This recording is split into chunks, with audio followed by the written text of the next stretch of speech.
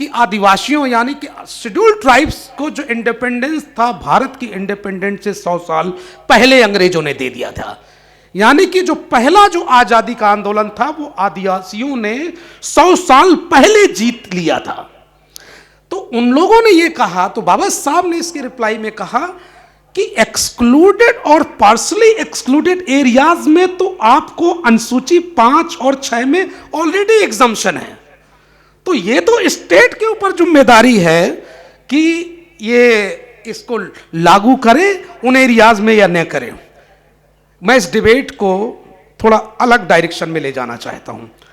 मैं कल जब आ रहा था और पहली बार इतना लॉन्ग जर्नी किया ट्रेन में, तो मैं ये सोच रहा था, इनफैक्ट पहले कई बार मैंने कहा कि इतना ज्यादा फंडामेंटल राइट्स का वायलेशन होता है, और फंडामेंटल राइट्स की अगर बात करता हूं तो सबसे इंपॉर्टेंट जो फंडामेंटल राइट है आर्टिकल 21, जो इसमें सब्जेक्ट में भी है, right of life, liberty of life. अगर जिंदगी में अगर आप जीना चाहते हैं तो जीने के लिए सबसे इंपॉर्टेंट चीज क्या है?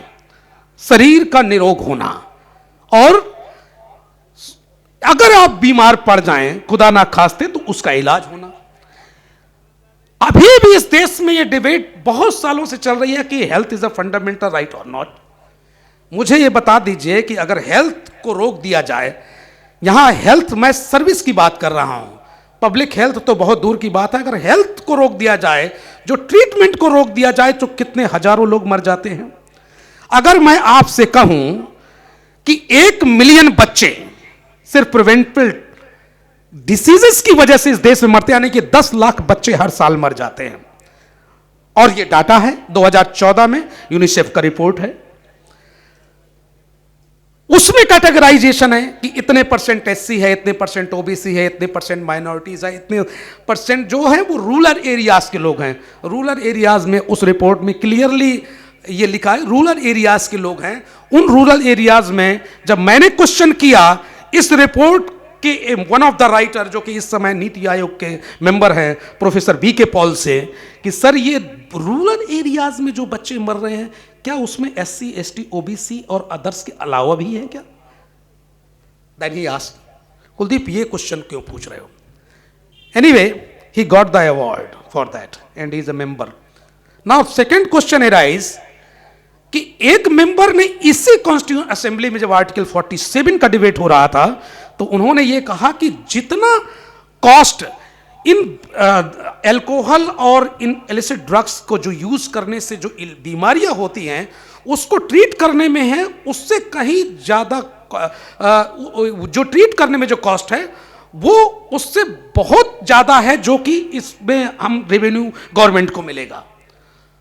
तब बाबा साहब ने उनका भी जवाब बाबा साहब ने यह दिया कि आप अगर ऐसा सोचते हैं तो स्टेट की जिम्मेदारी, स्टेट का ऑब्लिगेशन है, स्टेट की अंडरस्टैंडिंग है कि वो इसको इंप्लीमेंट करता है या नहीं करता। ये मैं क्यों डिस्कस कर रहा हूं? जब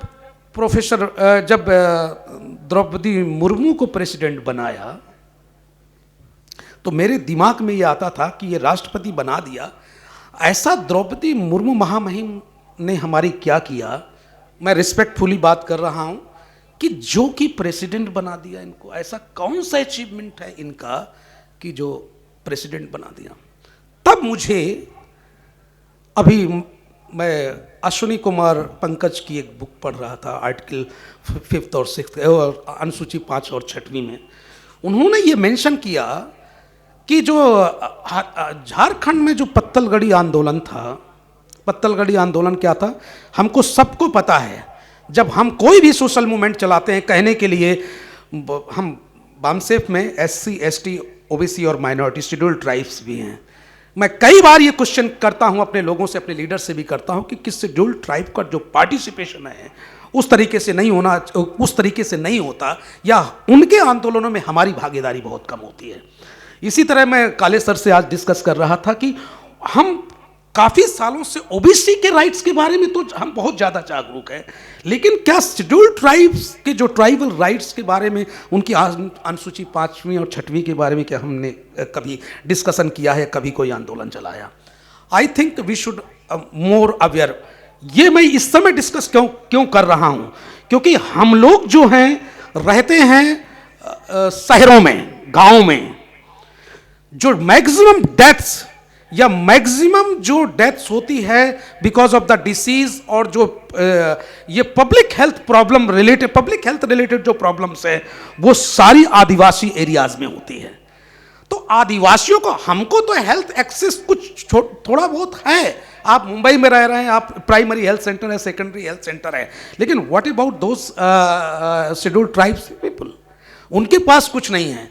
इसीलिए, और उस समय मैं ये कह सकता हूं कि पत्तलगढ़ी आंदोलन में क्या किया आदिवासियों ने, उन्होंने सिर्फ कॉन्स्टिट्यूशन की कुछ चीजों को पत्रों में लिख के लगा दिया अपने एरियाज में, 3-4 डिस्ट्रिक्ट में, और वो इतना बड़ा आंदोलन बना, और उसको आंदोलन को सपोर्ट ना करने के लिए, उसको नलीफाई करने के लिए ये आरएसएस ने हमारी मुहिम को ये ओहदा प्रोवाइड किया।